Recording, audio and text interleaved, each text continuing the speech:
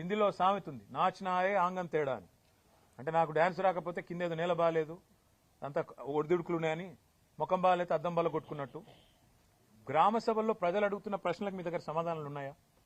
ప్రజలు ఏమడుగుతున్నారు? 100 రోజుల్లో 6 గ్యారంటీలు అన్నారు, ఏమైందని అడిగారు. ప్రజలు ఏమడుగుతున్నారు? రుణమాఫీ సంగతి ఏమైందని అడుగుతున్నారు. రైతు బంధు ₹1 ఇప్పటిదాకా వేయలేదు, మీ ప్రభుత్వం వచ్చినాక ఎందుకు వేయలేదు అని అడుగుతున్నారు. వాటికి సమాధానం చెప్పే సత్తా మీ కాడ లేకపోతే మేమేం చేస్తాం? ప్రజలు ఇంకొక మాట కూడా అడుగుతున్నారు.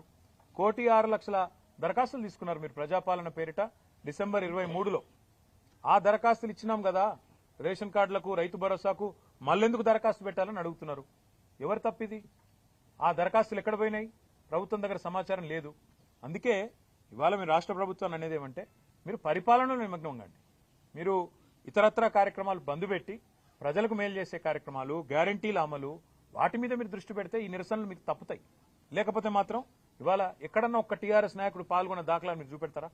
ఎక్కడికక్కడ ప్రజలు మరలబడుతున్నారు, టెంట్లు ఊలగొడుతున్నారు. రేపు ఇదే తీరుగా కొనసాగితే గవర్నమెంట్ను కూడా ఏదో దశలో ప్రజలు వాళ్ళు ఖచ్చితంగా తిరస్కరిస్తారు.